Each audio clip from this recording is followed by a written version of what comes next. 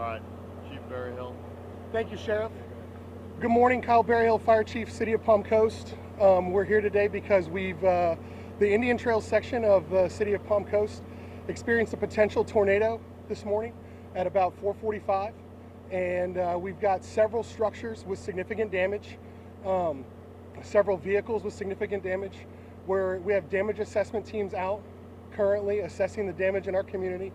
But luckily, as of right now, we've experienced no injuries from this event, which is really a blessing for our community. We responded with Flagler County Sheriff's Office deputies, the Palm Coast Fire Department, and Flagler County Fire Rescue, as well as crews from FP&L and Spectrum. City Utility and Public Works workers have been out helping to make sure we get roads clear, kids to school, all the kind of things that a community needs. But we have several families that have experienced a catastrophic property loss, and our hearts go out to them this morning. Something that Emergency Manager Jonathan Lord will talk a little bit about is we've established an assistance center with our partnership with Parkview Church on Belterre Boulevard, where Flagler County EM staff are available, as well as church staff, to help residents who cannot continue to shelter in their normal home. So that's a place where citizens can reach out for assistance today. As we move forward, we still have fire staff, sheriff's deputies, city utility workers.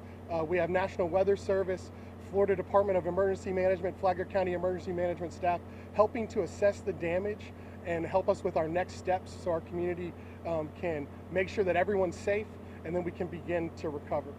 Something that we ask our residents is we have first responders in that neighborhood. If you don't live there, that's really not a place for you this morning. So we would ask you not to just drive around and take a look at the damage. We've got a great media coverage here that'll be showing us how your neighbors were impacted. But our residents want to see because they want to help. They want to be good neighbors. That's kind of how our city is. So we ask if you know someone, you know a neighbor that needs assistance, please go ahead and reach out to them at this time and be prepared. Also, you can reach out to all our local charity organizations who are ready and available to help today. But luckily for us, our community, the most important thing is the lives of our citizens. Those lives seem to be in good shape, no injuries today, no injuries from firefighters, no injuries from deputies or our volunteers or our public works or utility crews. So we're very happy about that. We're going to continue to work to help our residents who have experienced catastrophic loss to their property, get the ship righted, but we know that there's a lot of ways we protect ourselves in that way, and that's definitely secondary to life safety issues. I'm going to go ahead and turn it over to Flagler County Emergency Manager Jonathan Lord, but if you need to follow us on anything, you can follow the Sheriff's Office, the City of Palm Coast Fire Department, or Flagler County Emergency Management, and any of our social channels, Facebook, X, I guess is what we call it now. I'm not sure, I think Instagram too. I'm looking to our PIO for some of the ways. And then all of our customer service portals are ways that you can tell us that you need assistance today.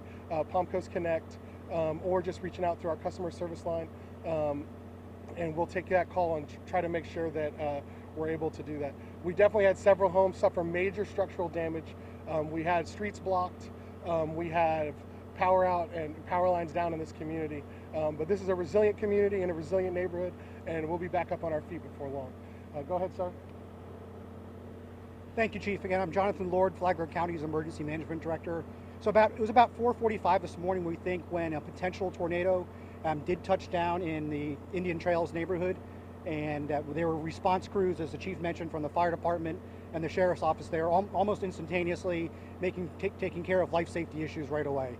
We are, like you said, we are aware of a couple of homes, or a few homes, that do have some significant damage. Our Family Assistance Center is open at the Parkview Baptist Church, and they've already assisted one family. We know another family that already relocated on their own. They couldn't stay in their home with support from their insurance.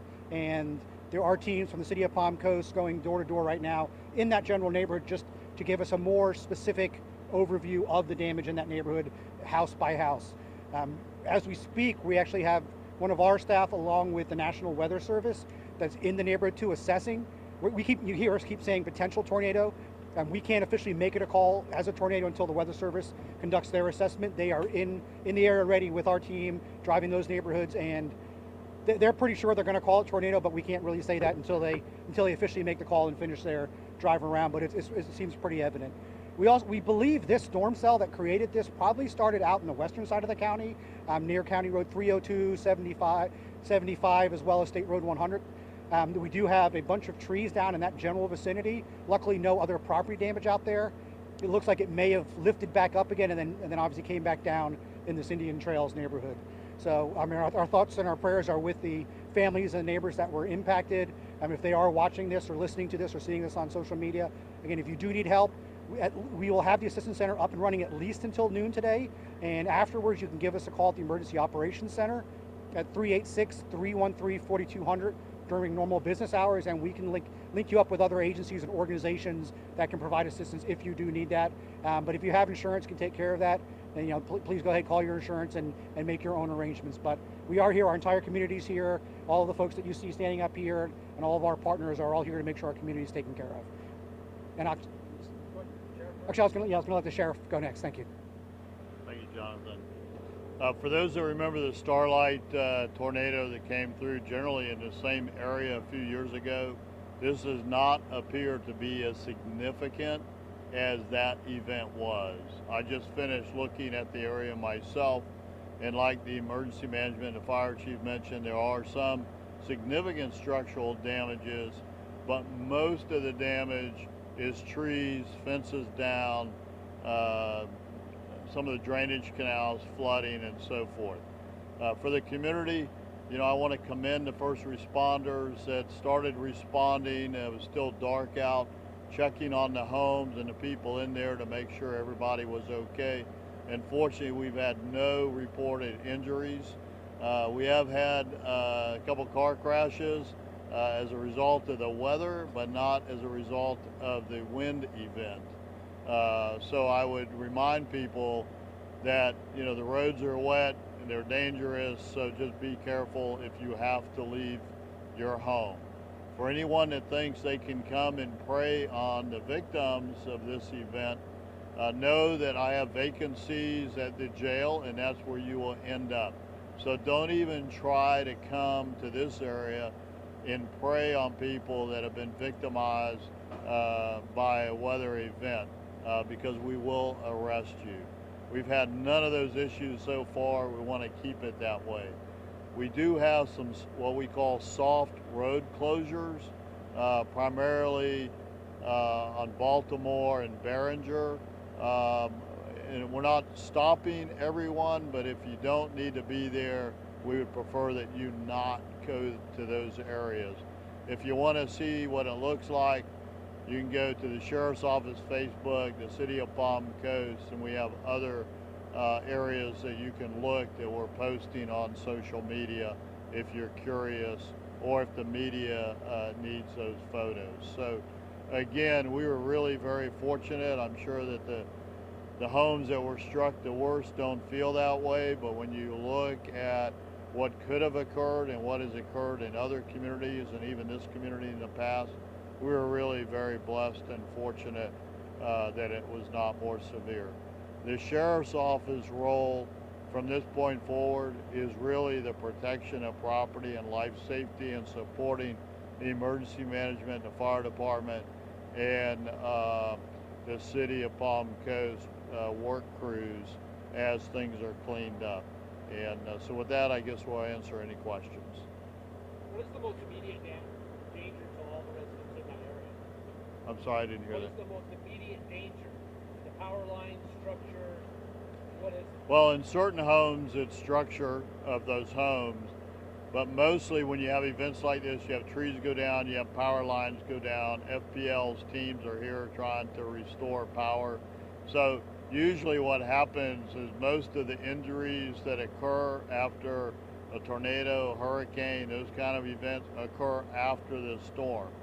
Trees continuing to fall, people are out there cutting down trees and they fall on themselves, they step on nails, and there's always a potential for live wires, although I think FPL is cutting the power for those areas. So you guys talk about catastrophic damage to homes. What's the most serious that you've seen? We saw a lot of shingles off and stuff, but what's the most serious damage you've seen? We definitely have at least one house that has lost its entire roof. And so we have several houses that have lost significant parts of the roof so that, you know, the wiring associated with the house is exposed. There's active damage, and you know, FPL worked with, you know, we helped some of those families to find a shelter today, because it's going to be a minute before that house is a livable home. But we haven't had any structural collapse that I'm aware of. You know, when we're talking about our most significant things, definitely staying away from power lines. All power lines are considered live, so don't consider yourself an expert on whether it's a power line or a cable line. Consider all lines that are down to be live power lines for safety. Additionally, as we get into this situation and you're without power for a little bit, you know, a lot of our families are incredibly self-sufficient and resilient, and so they have home generators. Something that we sometimes see after these events is people positioning those generators in a way that carbon monoxide poisoning becomes an issue. Making sure that your generator is away from your house and is exhausting so that it's not going into places where people are living and contained and breathing, you know, that's an important thing as well. And you know, unlike a hurricane where there's a massive area that has destruction, and we still have acute pockets of significant destruction, but we have massive areas with loss of power or excessive rainfall or trees down and diminished transportation capabilities. A tornado is much more acute, or potential tornado, I guess, is much more acute. So residents that live very close to these residents are like, oh, that happened? But that means stay out, be good to the people you care about, and even the ones you don't that live in those areas, and make sure that you're treating those, you know, if you can open a door to a family member, that's a great kind of thing to do right now, or a friend, so that they don't have to run a generator and potentially put those kind of situations as we kind of figure out what our next steps are going to be from now. And let me just add that if you go and you'll see pictures of this, to indicate the type of force that was here besides ripping off roofs, you can see a truss that is embedded in the ground. So that came from a house, and in this event embedded in the ground. And let me just mention the west side of our county, because that's a lot of modular homes, ranches and farms out there. While it doesn't appear that there was any significant touchdown, trees were down, some land is completely flooded out there. Most of the drainage canals are flooded. So while they don't have destructive stuff other than trees, there is a lot of flooding and making roads impassable on the west side of the county.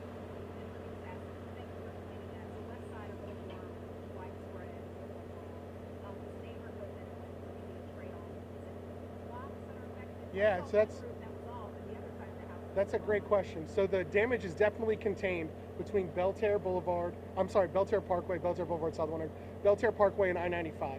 And it's contained even tighter to a specific area, but there is some evidence, like we definitely have an overturned vehicle that's a little bit outside of this footprint of the neighborhood that kind of touches all these streets. We have fire police crews right now stationed at essentially everything that leads into this neighborhood off of Belterre, which is one of the main arteries in our community, and we're asking residents not to go in there, and that's where the vast majority of the damage is. But there is a little bit that's stretched outside, but everything's been contained between I-95 and Belterre. We saw someone actually holding a power line. Can we please help folks how bad that could be for them? We were just driving. Yeah, that could be fatal. That could be fatal. I would tell that individual, go play the lottery, because they just won it by not killing themselves. He literally picked it up and was holding it. So I mean, to tell the community, if they see that type of damage, not to go near that. Call FPL, call a first responder, call our communications center, but don't touch it.